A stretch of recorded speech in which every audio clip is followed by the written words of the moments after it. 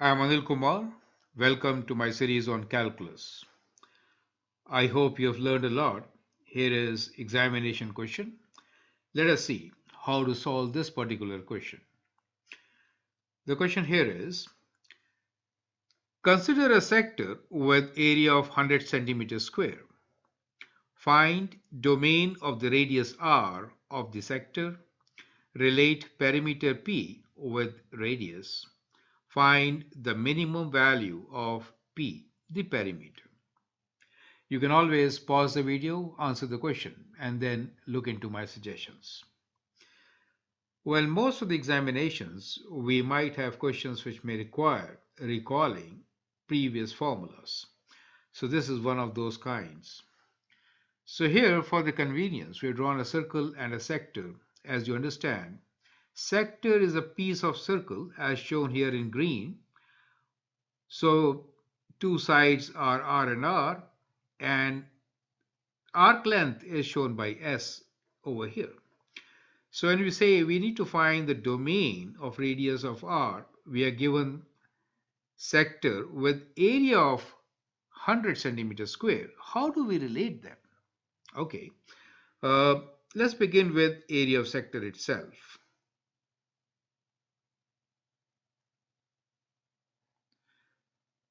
If you remember the formula, you can definitely write the formula is half R square theta, right? So that is the formula for the area of the sector which you could use. But if you don't remember, then what will you do? So you could derive here. For example, in this case, we have to go with ratio, right? So, so area of the sector will be what? Pi r square is the total area, correct? So area of the sector is part of pi r square. So pi r square is the total area. And the angle is theta here.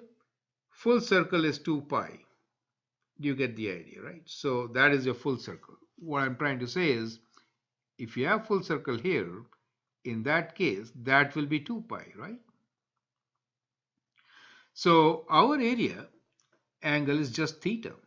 So the area will be theta over 2 pi times the area of the circle itself. And well, from here you can easily derive the formula. Pi and pi cancels. So what you get is half r square theta, correct? So this is equal to half of r square theta, right? So it's very easy derivation. So that's one part. So we have a relation. Now, since we know that area is 100, we can say 100 is equal to half of r square theta. So we do get a relation which kind of relates the two. Now from here we can find what theta is, right? So theta is equal to cross multiply, so we get 200 over r square. We need to find the domain of r, right? Well, domain of r, what value of r could be? As far as the circle is concerned, we know that theta is less than 2 pi, correct? Full circle is 2 pi, so theta has to be less than 2 pi. That basically means what? Well, now we can put our conditions and we can say that really means that theta is 200 by r square. So we can replace theta by 200 by r square and find what r is. Correct? So let's do that. So we can now write that 200 by r square is less than 2 pi. That means 200 by 2 pi is less than r square. Now that gives you r is greater than what? So r is greater than 200 divided by 2 is 100 over pi, that is r square, so we'll square root it. So that becomes the domain, right? So we have answered the first part of this particular question, which is find the domain. and the domain here is right there.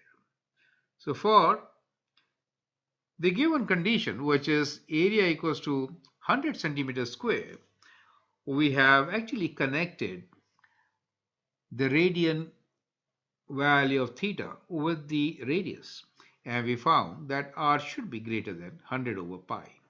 Correct?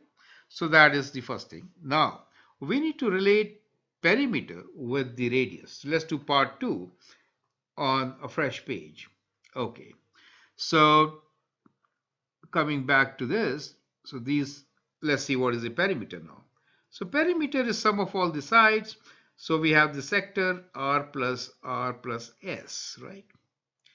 That is s. Arc length. Okay. Now s is written as r times theta, right? S is r theta. And we know what theta is in terms of r. So we can use that relation, which we just found, which is, let me highlight this here. So theta is basically 200 by r square, right? So we'll use this particular relation. Theta is 200 by r square. So we know theta is 200 by r square. Now we know what theta is, so we can substitute this value of theta for s. So we get s will be equals to r times theta is 200 over r square. And one of the r's cancel. And so we have s as equal to 200 over r, correct? So now we can write down that the perimeter will be 2r plus s, which is 200 over r. Clear? So that becomes the relation between perimeter and the radius, right? So we have now done part B, which is relate perimeter P with the radius. Is that clear to you? Now, let us take part C now, which is to find the minimum value of P. To find the minimum value of P, we should find the critical number. That means the first derivative. So let's find the first derivative. Differentiate P with respect to R. Right? So both left side and right hand side, we differentiate. We get that is on the right hand side. So dp over dr is derivative of 2r is 2, and derivative of 200 over r to the power of minus 1 will give us minus 200 over r square. So that becomes the derivative for dp dr. Now for critical number, that should be equal to 0, right? So we can say that for critical number,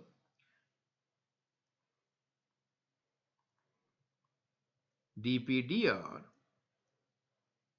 equals to 0. So we need to find the critical number. So in this case, we'll equate 0 with 2 minus 200 over r square, right? So that is equal to 0. So now we can solve this. We can take it to the other side, which is 2 equals to 200 over r square, or r square equals to 200 over 2, which is 100. And we know r is greater than 0. So it has only one value, which is square root of 100, and that is 10. So for us, the critical number is r equals to 10. So we do have a critical number. Now we need to check if it is really a minimum. That is kind of important to understand, right?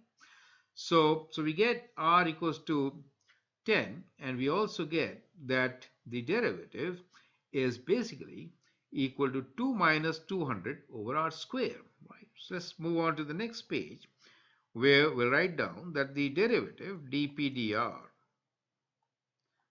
is basically equal to 2 minus 200 over r square.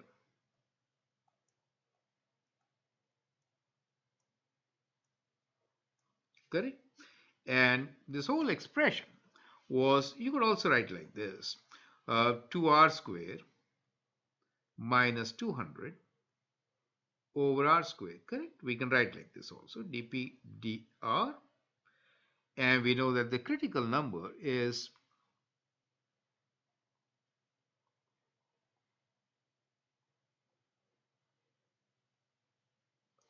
r equals to 10 for us, correct? That was a critical number. Now we need to analyze this critical number. So let's make our table, interval table. So we have critical number r as equal to 10. So we'll take test points on either side. So let's have test points. We can take 9 and 11 as our test points on either side.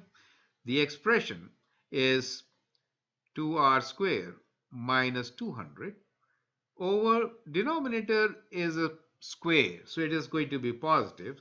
So we can actually check with the numerator itself, right? If I substitute 9 here, I get less than 0, which is negative, and this gives me positive, right? So negative really means that the rate of change is decreasing, and positive means the rate of change is increasing, and therefore we have a minimum at this particular point. Correct? So we have the minimum value at r equals to 10. Now we need to find the value. So we have shown that the value is minimum, and to find the minimum value, we have the formula for P in terms of R, which we wrote as, let me copy this formula here. So we wrote P as equal to 2R plus 200 over R, right? So that's the formula, 2R plus 200 over R. So we're going to substitute this value here. P is 2r plus 200 over r. That was the S value. Substituting 10, we get 2 times 10 plus 200 over 10. So that is 20 plus 20. So we get a value of P as 20 plus 20, and that is equal to 40, right? The units will be in centimeters. So that becomes our final answer for the minimum perimeter in the given condition. Is that clear to you, right? So that's a very tricky question. We actually started with the basic formulas. We know area of the sector is A equals to half r squared theta. If you don't remember, the easy way is to remember the ratio, right? So the ratio of the area of the sector to the whole circle. Now, sector is for angle theta, and the whole circle is 2 pi, and therefore pi r square will be divided in that ratio. So we get our relation, which is half r squared theta. Now once you relate area with theta and r, you can now write theta in terms of r, since the area is given to us as 100. So you calculate and figure it out. Now from here we can also find the domain for r, since we know that theta, one full circle, should be less than 2 pi. Relating theta with r and with less than 2 pi, we came to the conclusion that r is greater than square root of 100 over pi. Very important relation.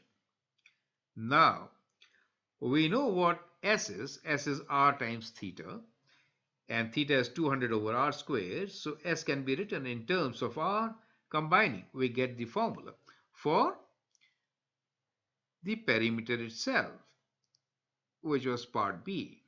Now to minimize, we find the critical number, and we found that r is 10. And testing the critical number with the rate of change of P, we found it's the minimum, right? So that is how it should be done. I hope it's absolutely clear. Feel free to write your comments, share your views, and if you like and subscribe to my videos, it'd be great. Thank you and all the best.